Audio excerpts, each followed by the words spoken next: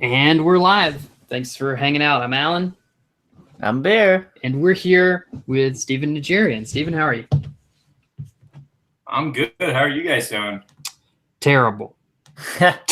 Doing great, actually. Yeah, we're doing fine. So Stephen, I want you to have, we met once at Spectrum. I don't think we really remembered a lot. Spectrum was a cool party, but we hung out at Emerald City a little bit. I wanted to have you on to talk about your art is fantastic. Firstly, where can people find you?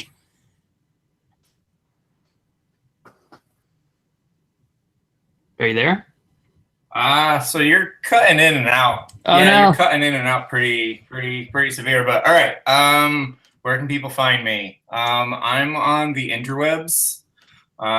Is Najarianart.com. So ARIAN.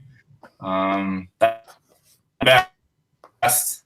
You can Google me, and I'm on Instagram. I'm on Tumblr. I'm on ArtStation. I'm on Twitch. I stream on Twitch almost every day.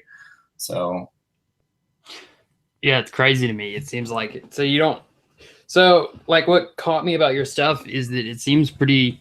You're fully self-promotion, right? Like you haven't done a lot of cover work, from what I understand. Yeah, I don't. So all right.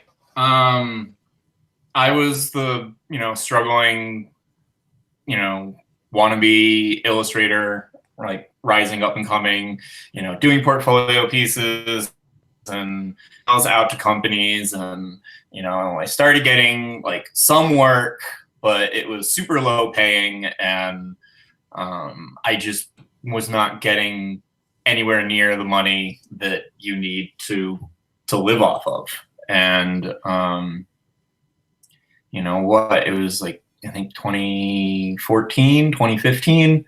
My cousin was like, you should come out to C2E2 in Chicago. I'm like, I don't want to. I live in New York. Like, I can just go to New York Comic Con. She's like, you should go to C2E2.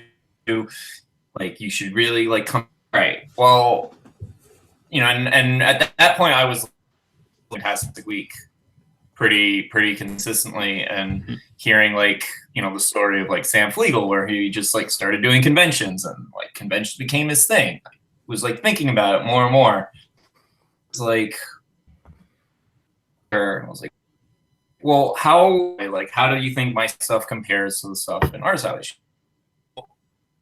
You'll be fine. Like, trust me. I was like, all right, well, I'm going to just do it. Because, like, if I'm going to fly out to Chicago for the show, I have to pay for and then, I can get, like, a table. I originally applied for a half table. This is actually really freaking awesome. Paid for a half table, and then when it came to set up, they couldn't find anyone to pair with me, so they table. Wow. So yeah, that's pretty great. And I had a really awesome booth neighbor, Tyler Walpole, who I talked with a lot that weekend, and I learned all missions and booth setup. And afterwards, it's like, all right, well, I made back the booth table, and maybe there was like 100 or 2 left, like print costs, and I probably basically broke even for the whole. All right, this is good. Like, first show, like I learned a lot, and I bought all this inventory. Let's do another one. And I started kind of realizing, like, you know what, like if I do a show at a week, base my rent is weekend, that's way $100 to $200 card art jobs from various publishers that I shouldn't name. I don't love for. Right. Yeah. So you just I don't know. I feel like stopped pimping your stuff out to publishers, and you were like, oh, I'm going to do the convention thing now. Is that what happened? basically, I kind of realized like I don't like, because I was doing some freelance work, and the artwork I did, I did that I was like, I'm really happy with this. I think people might actually buy a print of this, and I think I sold like 3 prints. But my personal stuff, people were buying. And it's not that I didn't put any effort into the freelance work. Like I thought the overall quality of the work was pretty similar. But when you get an assignment where they want like a orb floating with this like magical energy surrounding it, no one wants to buy a print of that. People want to buy a print of like dragons and castles and all that stuff. So I'm going to spend all the time working, and then I can make hundreds of dollars off of it, as opposed to, that like $200 and that's it, because no one's going to buy prints of it. So yeah. Right. That card art is really specific stuff, and you need the context to get some of it. But then your own ideas are a lot more relatable in this convention setting. And you're right. People love dragons and castles and the fantasy, hardcore fantasy. Yeah, and it's just that I'm not, because I'm just painting for me, there's no requirements that a certain object condition or a certain thing or a certain design is in the image. I have total freedom. I can paint anything I want, Right. Right.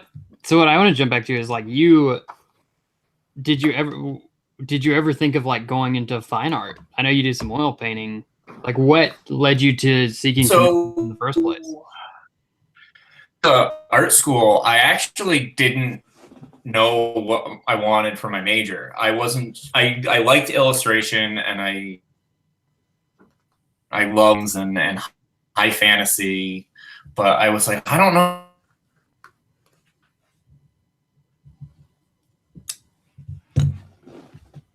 Illustrator, but I envisioned myself like Donato G.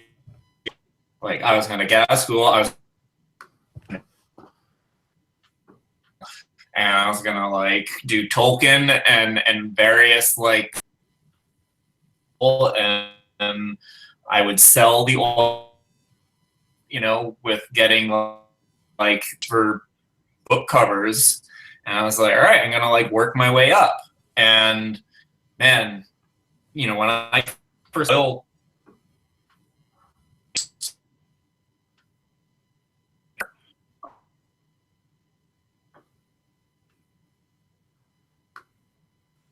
I got an opportunity to move to my parents' house, move in with a friend, couldn't bring my oil paintings with me. So I was like, well, figure out this digital painting thing digitally, but I didn't feel as comfortable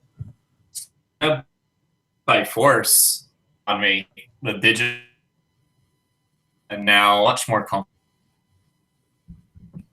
and transfer and all that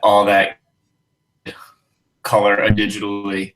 But I when I got to school, I thought a traditional book Donato.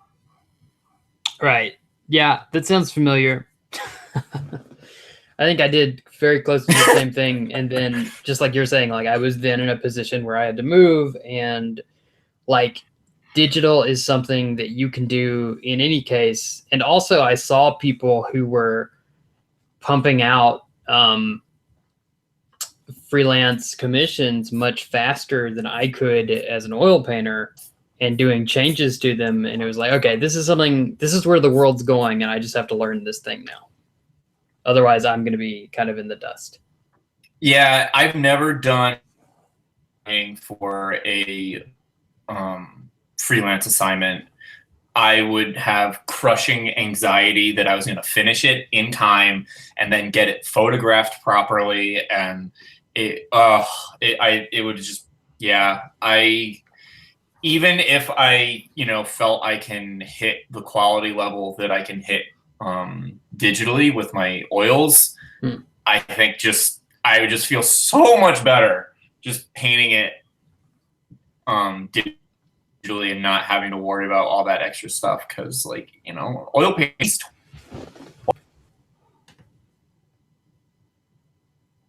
And those pay rates, man, like $200 a card, I'd be spending, almost a month working on a painting for $200. Right. It's just not worth it. Well, it's still crazy to me too, because you talk about wanting to be Donato, but like then switching over to paint, you're still in that category of like painting dragons and castles and people. Oh yeah, no, I still want to be like Donato. Yeah, you still. So like, how do you find yourself becoming? You're thrown into that pool where everyone else is also painting dragons and castles, and because everyone loved and grew up loving the same things, how do you find like your ability to sell anything when you're competing directly with people like Donato? Well, first of all, I feel like Donato is Donato, and like Tyler Jacobson is Tyler Jacobson, and I can't paint like Donato even if I tried. I can't paint like all these other guys. I can paint like me. And I'm like this weird, combination of, myself and all of my influences and my favorite artists. And what I found is, when I go to a convention, people just like my work. I was New York Comic Con, and Donato was literally behind me. Like we were back to back, and at first, like I was like, holy shit, like kind of like freaking out, and then I was like, no, like I got this, like it'll be fine. This is gonna be great. I'm gonna have an awesome time, and people were coming up buying my stuff. A lot of people were still buying his stuff, obviously, but my images, if someone responds to it doesn't matter, necessarily who painted it. I was at another show, I don't want to name names, but an artist that I'm friends with, and I love his work and I love his dragons. And one of his friends came up to me and they were like, they bought prints of mine, and they were like, we like your work better. And I'm like, are you serious? Like, well, that's the thing about a convention. It's the most honest form of business competition, at least. I mean, people are going to be attracted to what they like. Yeah, and even though I'm doing high fantasy along with so many other artists, my stuff is still unique to me. The color palettes, the design, everything. I'm pulling elements from various artists. If you like that image as itself, it doesn't matter if some top artists like Brahm or Donato painted it, or just some like 18, 19, or like mid 20-year-old kid does it. It doesn't matter. They don't care. They don't care about the name necessarily. They care what looks cool. And honestly, at most shows, there's no fantasy art at these comic conventions I go to. So I'm basically an island. So when people are like, how do you go to these comic conventions and like make money? And so I'm like, it's surprisingly easy, because, people that go to these conventions, they're interested in fantasy art. They might be interested more in comics, but they like fantasy. And when you're inundated with comics and fan art all over the place, and then you come by a booth that has like Game of Thrones and dragons, and it's like, whoa, like I like dragons, and I haven't seen another person in this convention that has dragons. So I guess you're right. Like Yeah. online, I'm following fantasy artists, so I see a lot of fantasy art. But I guess when I go to conventions, it's really mostly like Mario as a fish. yeah, I mean, usually there's like maybe like one or two artists that kind of have a similar work to mine at a general comic convention. But man, like there's so many fan artists that are all competing with each other, and yeah, like more people at the show are going to be interested in that stuff. I have a much smaller purchasing pool, but there's literally almost no competition. So that's why I get upset when people are like, all right, so I'm going to like do conventions. I do fantasy art. So I'm going to do Gen Con, I'm going to do Dragon Con, and I'm going to do Spectrum. And that's it. I'm like, well, there's so many other conventions. Like, you know, you might actually do better at some of these smaller straight up comic cons than you would at a big show like Gen Con, because Gen Con is where you're legit, you know, up against almost every other fantasy artist. Right. Yeah, I've definitely been surprised by the amount of like smaller conventions. I think smaller conventions promote bigger connections with fans too, because I've gone to Wizard. Like I know I wouldn't go to a Wizard World again, but the Wizard World that I went to, so many people came up, and I could have like more genuine connections with them. Yeah, I did one Wizard World. It was probably my least enjoyable convention. Definitely was. Well, all right. So this is why I didn't like Wizard World. So when I mentioned that I did that show in Chicago, C2E2, I came home, and as I was waiting for my flight home, my boss laid me off. Waiting for my flight to leave Chicago, I got laid off. And I was like texting, like, I have some family that are vendors at they travel mostly up and down the East Coast. They do like signed movie posters and autographs, and I usually help them out at New York Comic Con. You know, texting them, like telling them how the show went and what happened, and they're like, "Well, we're doing Wizard World Philly in a couple weeks. You should find out if you can get a spot. All you need to do is just get there. You can stay with us. You help us set up the booth, and you get a free room." I'm like, all right. So I signed up. Everything was fine except the way they set up Artist Alley. The aisles were so wide you could fit, you know, 2 lanes of car traffic in between the aisles. So what people did was they just kind of walked in the middle, because like that's at conventions, the middle of the aisle is the designated safe space for people where they can look but don't feel obligated to like have to talk to anyone. And I'm a loud and outgoing person, but when they're like 10 feet away, you can't pull someone you can't into yell the at booth. them. This is just offensive. So I spent hours at times just not talking to anyone.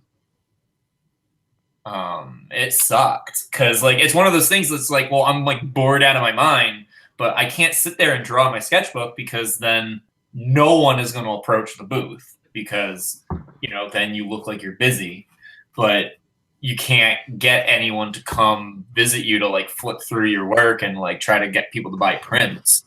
So like I made more money at Wizard World Philly than I did at C2E2, but I had a much more miserable experience because I just sat there for hours.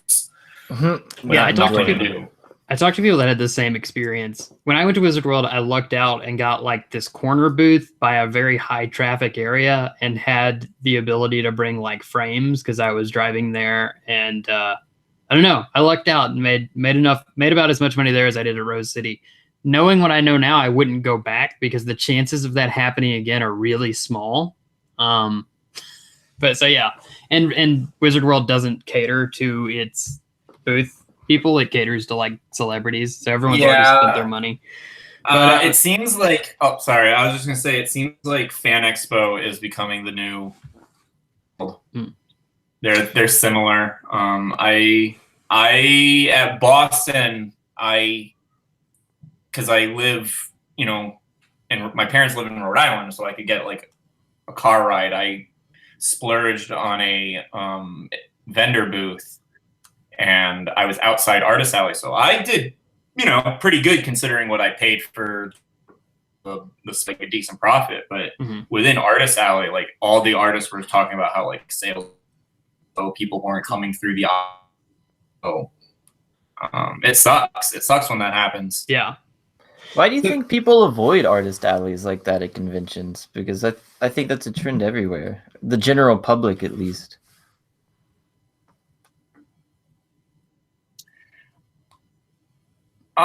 So I think part of it is when there's artists like me who are moving out of the vendor hall or moving into the vendor hall, you see all these like bigger artists with these big elaborate booths, and I think there's like the psychological effect. Oh, well, this is like a super established artist, and they have this big fancy booth. I'm gonna buy from them, and then like you go into the Artist Alley, and it almost kind of feels like it's the first timers a lot, and I think there's this. You get an amateur vibe.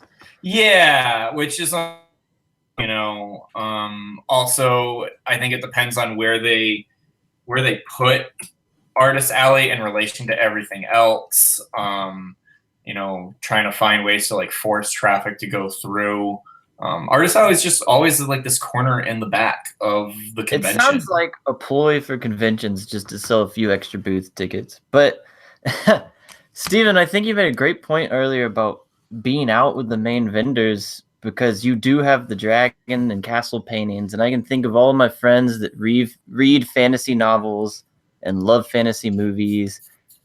They go to these conventions and it's all comic stuff, but then they find something that's real fantasy that they can relate to Lord of the Rings or Harry Potter or Game of the Thrones, and they really fall in love with that stuff over any comic stuff. So I think you make a great point about that. I get so many times people walk in that like stop and I'm like, oh my god, dragons!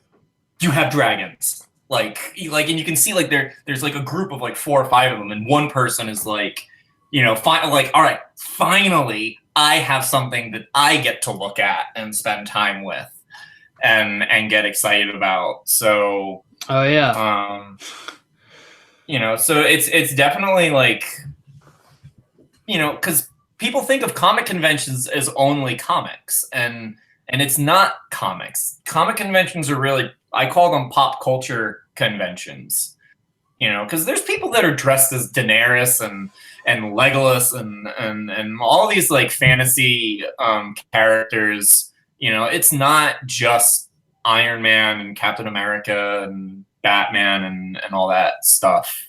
Yeah, it's pop culture. So, I think definitely if you're looking and thinking about doing conventions, I do think maybe one or two pieces of targeted fan art, really help. So like I have a couple of Game of Thrones and Lord of the Rings pieces. I paint them because I love Game of Thrones and Lord of the Rings. Not because like I think it's, not because I want to I need to have like X character or this or that, like some of those fan art booths where they're like they're just throwing out whatever they can, whatever kind of mashup or something they can to get money. Yeah. Because like Black Panther came out, so you have to have Black Panther now. You have to have right T'Challa and all like the characters from that movie, because everyone else is gonna have it and it's hot right now, so people are gonna be looking for it. Yeah. But I'm painting, the fan art that I'm doing is because I genuinely love it and like it and am inspired by it. So you have a 1 or 2 pieces like that you display out so that someone walks by and is like, oh my god, that's the Balrog. I love Lord of the Rings. And like you hook them. And then they come by and they might buy just that one piece or they might buy something totally different. But I found that, one or two fan arty pieces that, people can, relate to immediately, I think seems to really help that initial sale. Yeah, I don't do fan art kind of regularly because I've always been into creating my own stuff or exploring some other things. But I deeply love like Harry Potter when I was growing up. So I did my painting of the Golden Snitch, and I always put that on like the most viewable corner of the booth. And then that's the one everyone's like, oh, wow, look at that. It's the Golden Snitch. And then they walk up and then they buy something else. I've never, Yeah, exactly. I've sold like 2 prints of my Golden Snitch painting, but it causes, that's not a joke. And it's crazy because I actually thought it would be a big seller. But then they come up and they see other things and they're like, oh, they either walk away because they don't care, or more likely than not, they see that, they come up and then they buy something else because, I don't know. Yeah, it's just people, I feel they need something that they can relate to. Like, obviously like the work is fantasy, but if they're not seeing any kind of like character or movie or whatever, they might kind of just like brush past it. But if they see something, they'll come up and they'll be like, what else do you have? And it's like, well, I have all this other stuff. Take a moment and take a look. And they usually find something. So you talk, I think we're skipping over something here. You talked about you went to your first convention and then lost your job, but you had only broke even at like the first 2 conventions. Yep. How did that propel you to keep going? Like, so you're self-reliant now. Yeah. All right. What's the money situation? So when that happened, the business, the job I was working seemed like it was starting to go under. And I did have a talk with my boss about like, kind of like, if you're going to lay someone off, you could kind of like lay me off, or at least like let me know, because then at least I'll collect unemployment. I didn't think it was going to happen that fast, but when I got the call after like the initial like shock and like freak out, I was like, actually, this is great. I have 6 months of unemployment to kind of help get a jump start. I also had some money saved up that I thought would last like another 6 months. So I'm like, all right. So I just want to stop you. You heard it here first, folks. If you tell your boss to lay you off, he will then do it. Well, this guy is. There's other stuff going on. We had issues, right. And I didn't really like him and let him basically know it. Okay. But I didn't do anything bad enough for him to outright fire me. So he was definitely pretty happy that he got rid of me. Yeah. But okay, so you had some cushion money. I had the unemployment, and I had about what at the time I thought would be about 6 months of living expenses. So I was like, all right, well, I can just do this whole art thing full time. That was the same year I went to the illustration masterclass. I wanted to try to do this like big, elaborate, almost 40 figure Game of Thrones painting. I was actually partly inspired by Alan. Like, I think you did when you were in Smart School, you did like this crazy, ambitious. Oh yeah. Figure painting. Yeah, I was like, that was awesome. I was like, I'm going to do this. So I also got into Gen Con that year because I applied for Gen Con, got in. So the plan was to, just like get this like super amazing, oil painting done in time for Gen Con, and have, multi-figure showpiece that will hopefully like get me, book cover work or freelance work or what. And it just did not work. The painting didn't come out super great when I painted it in oil. So I kind of, at the time, I felt like I kind of wasted a month or didn't necessarily work out. Right. I did a couple of I had Rhode Island Comic Con that happened, and that went, you know, pretty well. When I moved to a new apartment, now at one of those bring your own beer or wine paint night studios. So I was like, perfect. Like literally, like the week the unemployment ran out, and so when I had that first show at C2E2, my booth neighbor Tyler Walpole, he had this like big photo backdrop display with what I thought was like felt fabric, and he had like his prints just like attached to his backdrop. And it went up super high. He had this small little sign with his name on it, and he had all his prints up behind him, and people could like stand back from like 15, 20 feet and point which prints they liked, walk up, buy the print, and then leave. And I'm like looking at him like selling. I was like, oh, damn, this is awesome. So I, you know, and from like listening to and watching One Fantastic Week, I'm talking about Kickstarters. I decided to try to launch this Kickstarter. It was like, I want to do limited edition prints. I want to basically have the same booth setup Tyler had, but have 18 by 24 limited edition prints behind me. Okay. Thinking that would increase my my sales at shows. So the Kickstarter was successful. Wasn't like a huge success, but like I made, you know, enough that I could fund the limited edition prints and everything. And when I went to C2E2 the following year, just a year later, I had, you know, I did have a few more pieces that were better work, but that booth display, you know, I made more than double than what I did the previous year. And I would put a good chunk of that from having a really nice backdrop and table display. So once I got that backdrop display, sales, you know, went from what was before, you know, the mid to high hundreds to, you know, 15, like 2000. I think there was a couple shows that I got around like 3. So I'm like, all right, well, this is great. This is like enough that, you know, I think I can like sustainably live off of conventions and do shows.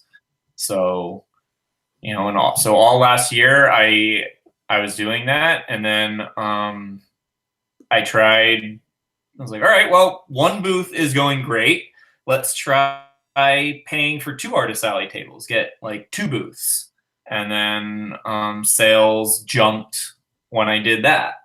So it's been like 3-4 years of, you know, starting out small, you know, the revenue and income that I made, you know, from those shows, the profit, I basically just kind of reinvested into like get a bigger and better booth setup.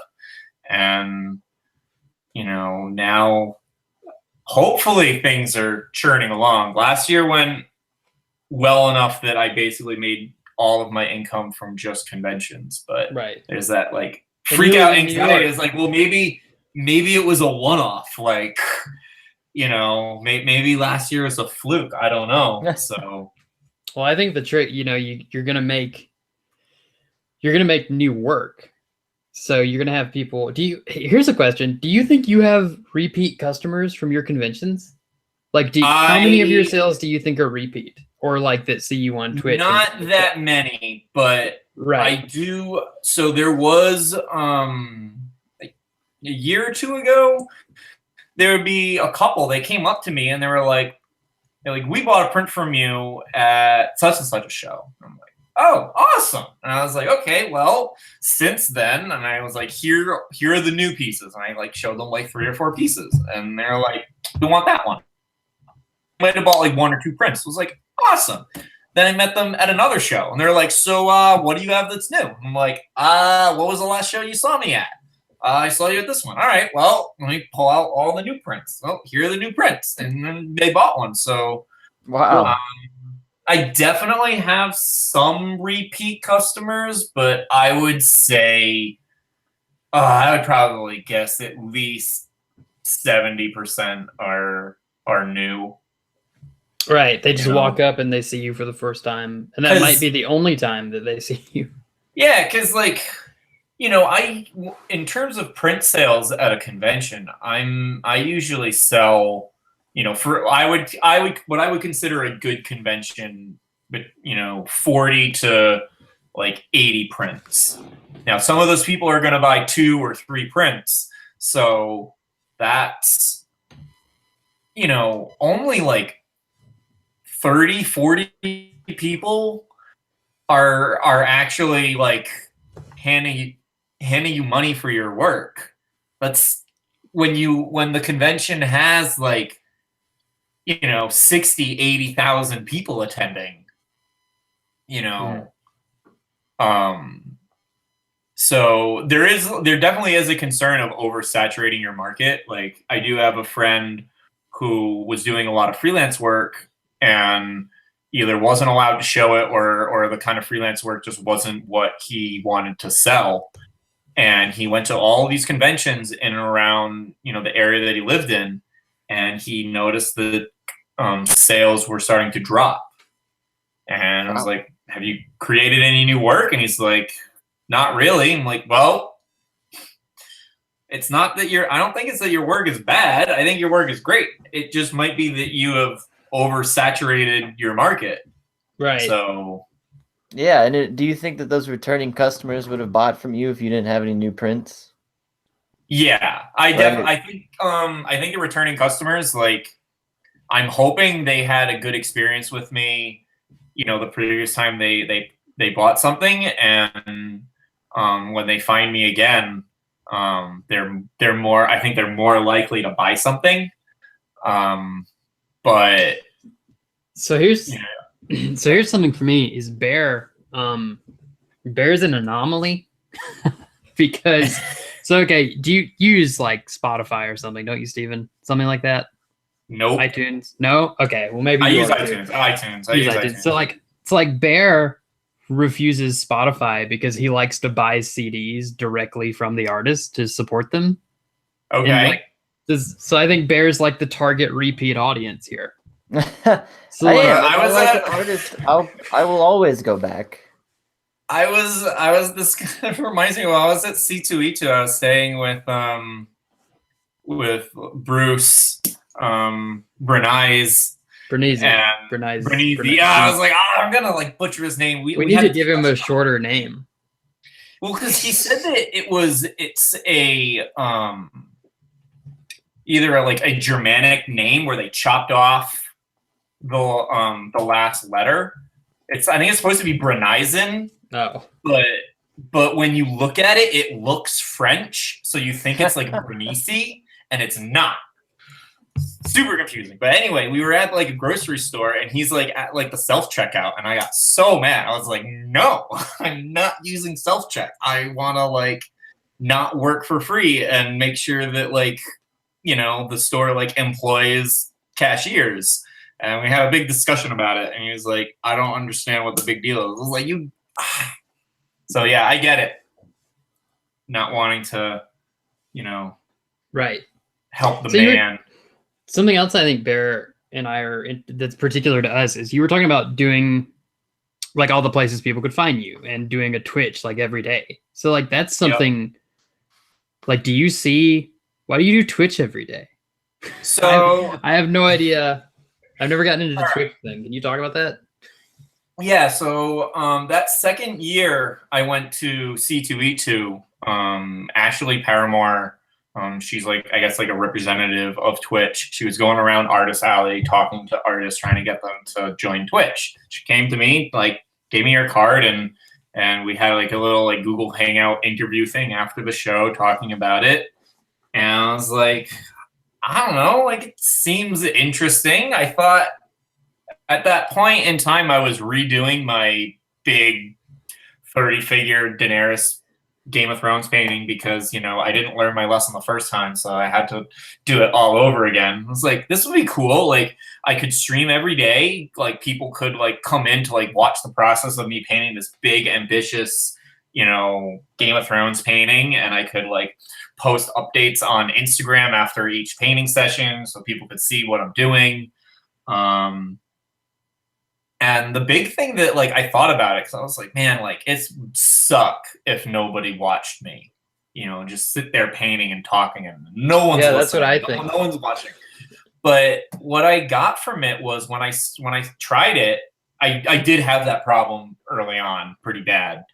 But what I realized was, you know, I would take a lot of breaks during the day when I paint, like, oh, you know, I'll like do some work and then going on Facebook, and then like an hour later, you know. So but when I set up Twitch and I started streaming, when I would want to take a break, it would be like, well, nobody wants to watch me scroll through Facebook, you know. So when I'm streaming, I have to be painting.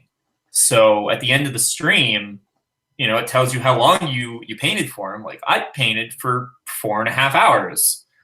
That's 4.5 hours of legit work. So if I stream like twice a day, like once in the afternoon, once in the evening, you know, I'm like, shit, like I got like 7-8 hours of like real legit painting done. You So know, how do you? Yeah. So how do you promote? Like, how did you get people to start watching you though? I am super bad at it. So one thing some people do is they get friends to like say you have like a specific day that you stream. Like you're gonna stream Tuesday afternoon at like 5 p.m. or whatever. You like try to like convince like some friends like come hang out with me so I have someone to talk to on stream.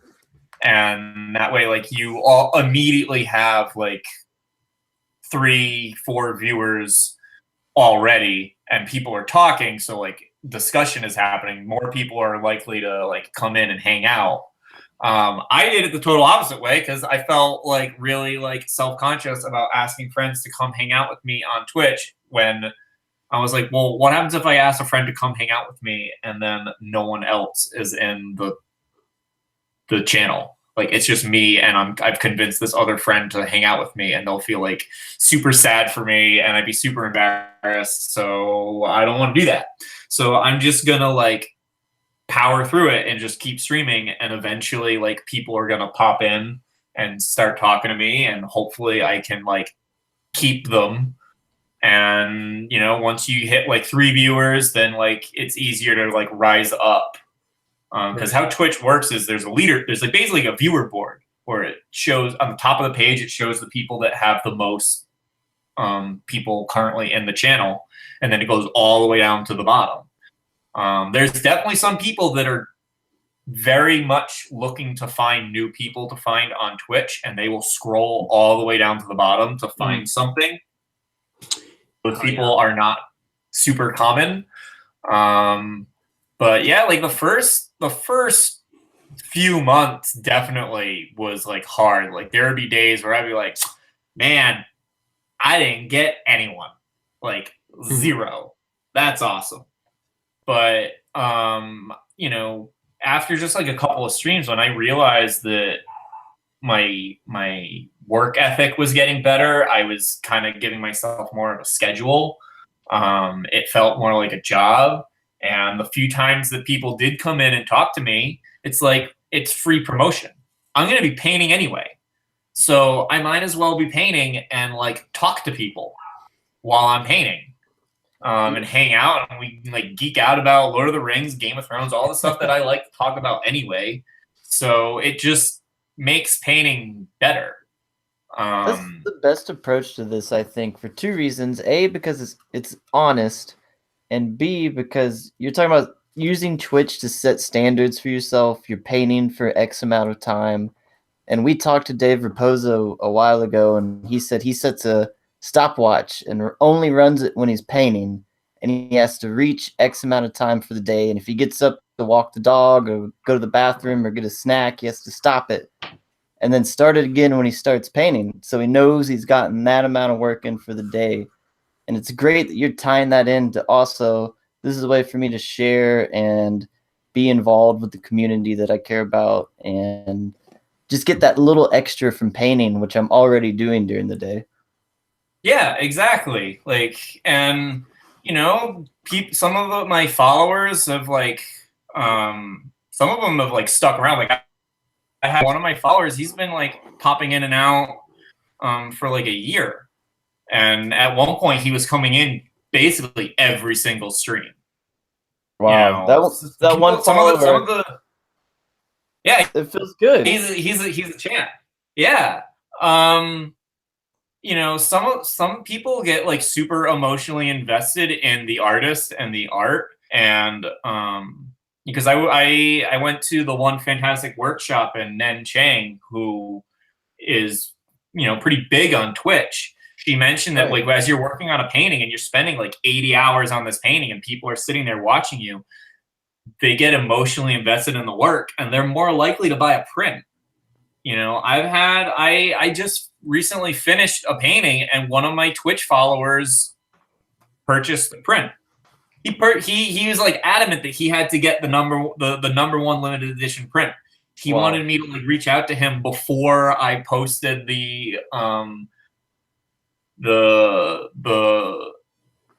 print on my website. You know, so now that's not just another sale, but that's another fan, another person to engage with indefinitely. Yeah, that exactly. You got through this extra platform. You know, yeah, and sometimes people like donate you money. Like, you know, someone's like, I really like your stream and I want to support you, so like here's like $5. I'm like, that's fucking awesome. That's outstanding. You know? Wow. And also like you can get rated by larger channels. So what some of the bigger what some of the bigger channels do is when they're finished with their stream, they have like, you know, they have like 30, 40 people in their channel. They're like, I should do something with these people. So like, let's find another artist and like, you know, dump them in, let's raid them and kind of boost them up that viewer ranking. And I've gotten rated a couple of times by some larger channels and get like immediate boost of followers and like you jump up that ranking. That kind of sounds like earlier when Snapchat was the thing. People would do like Snapchat takeovers. Do you know what that is? And like, so you would see, so I would follow like some celebrities on Snapchat, and they do it on Instagram sometimes too. It's like every once in a while, somebody else will like log into their Snapchat to try and promote their own stuff. Like the celebrity will let them and be like, I'm taking over this person's Snapchat today. So they basically convert all of their followers to their, yeah. Similar. I was in January, I was like working on painting I was doing, and I wasn't having a very good stream. It was like one of those days where I was like, fuck, like, why am I doing this? I only have like, you know, there's only like a couple of people in the channel, and you know, sometimes you get bummed out. I got rated by the Bob Ross channel on Twitch. Now, the Bob Ross channel is like the biggest painting channel on Twitch. I got 700 people dumped into my channel. Wow. And they stayed. I ended up staying up until almost 3 a.m. painting because I was like, I can't believe this. I still I can't lose this opportunity. 100 people still on my channel. I had like I gained like 80 followers in just one evening from that. So like, you never know when you're gonna get rated. Like usually when I get rated, it's like I kind of was like, man, I should probably just give up on this Twitch thing. And then I get rated and get like, you know, a bunch of new followers and people are hanging out. We have good, you know, it's just Twitch for me definitely is not something that I'm making any money off of just yet, but it's free promotion. I'm going to be painting anyway. It gives me a much better when I'm not streaming. I get to talk to cool people from all over the world. So there's now. So yeah. So you hit on something that I want to note, which is like there's like pillars of marketing. Somebody was explaining this to me the other day. I don't remember all of them, but one of them is like communal effort or some give back, and it's like, have you ever been to this is going to be a weird response. Have you ever been to a bar and gotten a coaster that's like specifically from Bud Light on the coaster? yes. Okay, so the reason that they do that, that's a very small way in which Bud Light will just send random bars like 1,000 coasters for them to use for free, and that's a very clear advertisement because the bar is going to use them because they need them. But there's a specific kind of marketing in which you just do things for a community for free for no other reason than to just do it, and if you don't do that, then it like crumbles the whole house. And I'm not sure what the thinking is behind that. I'd love to see more or like look into how other companies do that. Like what's Apple's version of doing a Twitch stream? I have no idea, but I'm sure they do it. Keynotes. Yeah. But yeah, no, we were talking to Dave Raposa, and that's something he said is like, you have to basically continuously put out work so that people can find it. Like if you hadn't been on the Twitch at that time, you wouldn't have gotten the Bob Ross people. Like it's not about being in it's about being available when it calls, whenever something is dropped, you got to be there to catch it. If you're not there to catch it, you're not going to get it. And that's something he said about like, how did he get the Logan poster? He did a lot of Ninja Turtle and X-Men things, and one of them made it to Reddit and one of them made it to Imgur, and then somebody called him. Yep. So getting on those platforms, but like he was doing that stuff for free. He wasn't doing it so he would get a cover necessarily.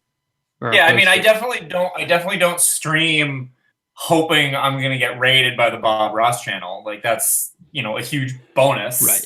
But it won't happen if I'm not streaming. Mm. But, I think putting yourself out there, trying to get people to view your work is important because you never know when something's going to happen. Like I was at a Ren fair and someone commissioned me for this gigantic oil painting. I wouldn't have gotten that if I wasn't at that Ren fair at that time. So yeah. Right. So It's much just- of you can't- this. I Jumping didn't go to on that the Ren fair. Yeah, I don't go to conventions assuming I'm going to get all this like awesome like freelance work, or I'm hoping I can like make some sales and make enough to, pay back the cost of the show afterwards. But There's something somebody said once. I can't remember who it was. It may have been Pete Moorbacher while he was on here. He said that like the only way you're going to be successful at these different platforms is if you actually enjoy using them. Like no one's going to just post to Instagram and get followers. I mean, some people will, but it's never going to be as much as if they actually enjoy Instagram in the first place. Just things like that. Well, it's making use out of the platform. Like you're talking about, Stephen, with Twitch and how much you use it and interacting with the audience. You can post to Instagram every day, but if you make the most out of the platform, you're going to get the most out of it. Yeah, Get the definitely. most return. So we're coming toward the end of the episode here. A few things. One question I really wanted to ask is, can you talk about having finally being at a point where you make most of your income through conventions and your own self-promotion. Can you talk about a few best practices that you would offer to people who want to be in your position? Like if someone just lost their job and they're like, I want to be an artist. Talking about in terms of like doing conventions or just trying to be an independent artist? Being self-sufficient. Being self-sufficient, because your experience. From my experience, because like I have friends of mine that do freelance and they're doing like pretty okay with it. And man, I failed spectacularly at freelance work.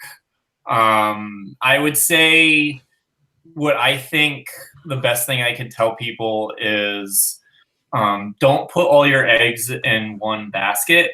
Don't just be like, the pathway to be an illustrator is, you start work for these indie game companies, and then you work for Fantasy Flight, and then you work for Magic, and then you work for Tor Books, and it's this very specific ladder with these specific,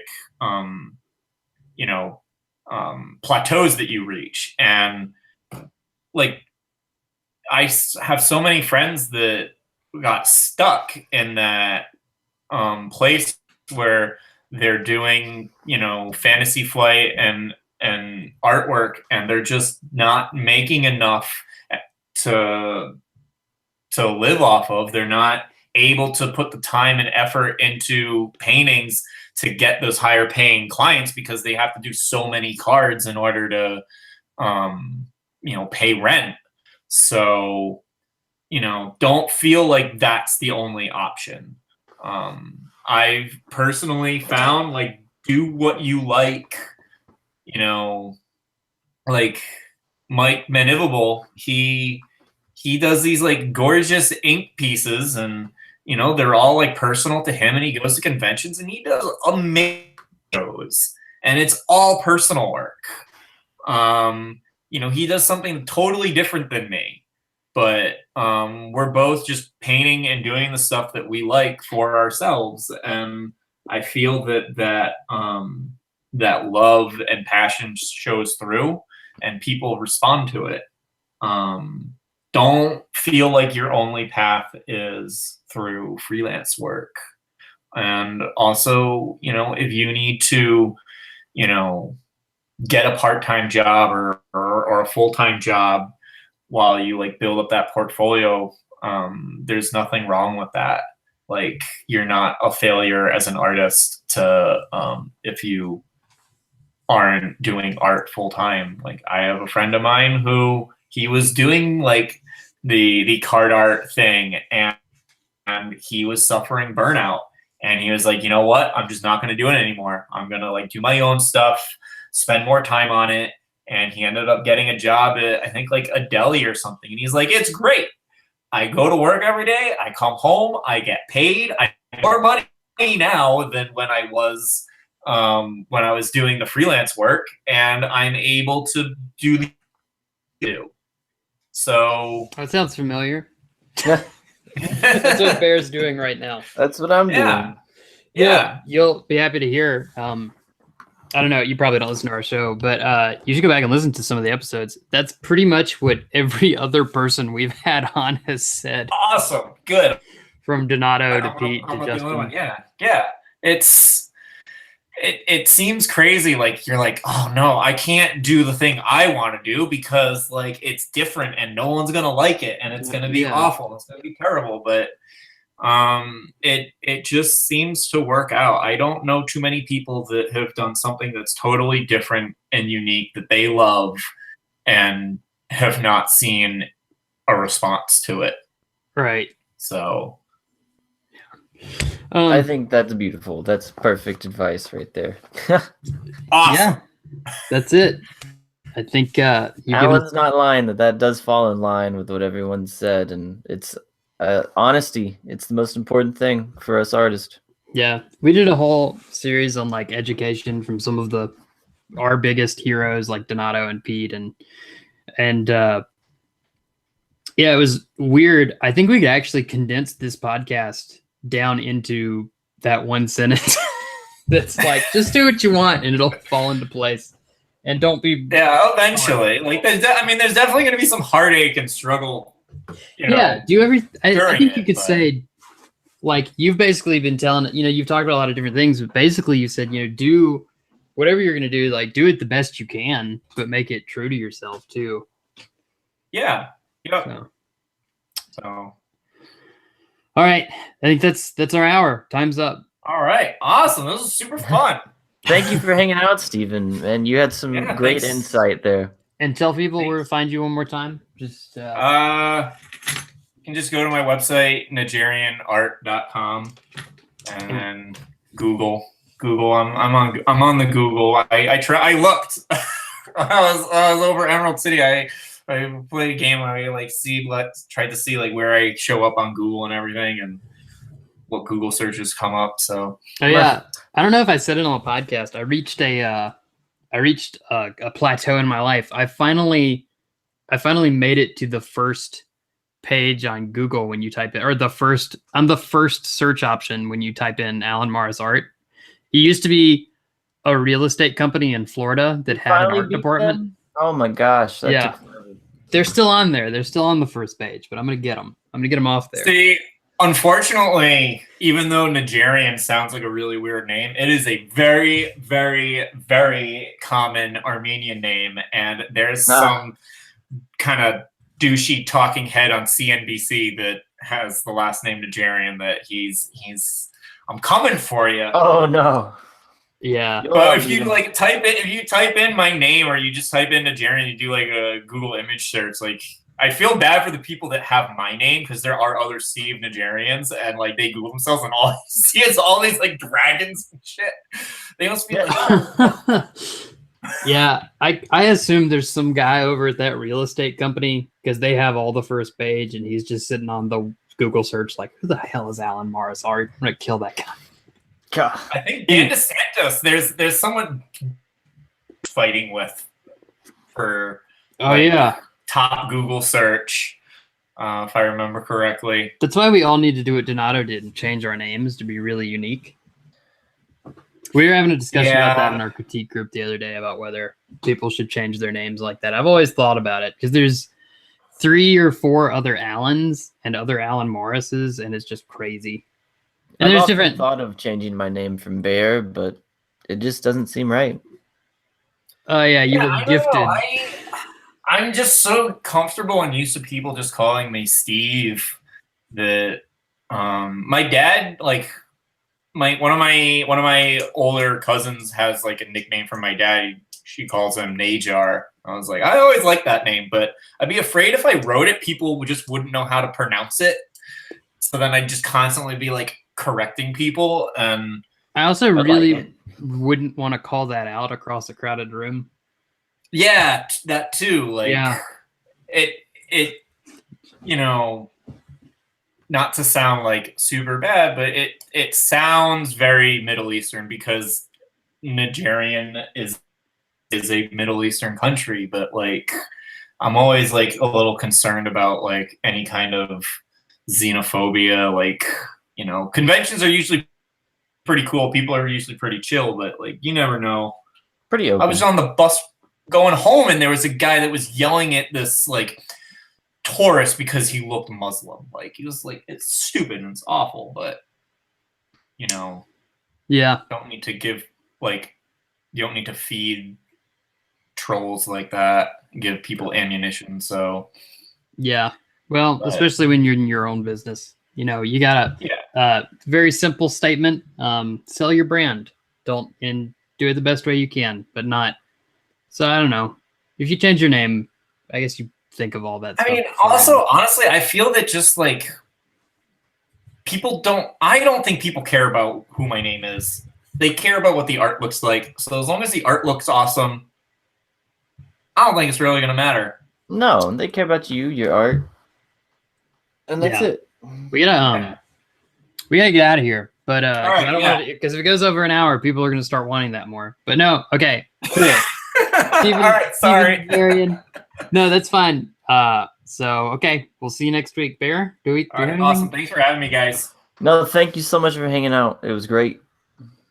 Yeah, I'm good to go, Alan. Sign us off.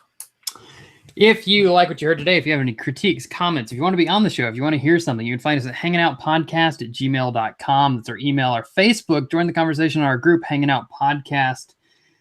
I'm Alan Morris, alanmorrisart.com. I'm Bear Isles, BearIslesArt.com. And that's Steve. We already, he said Najarianart.com. Sure, why not? There you go. Go to Najarian Art. See you next week, everybody. Peace.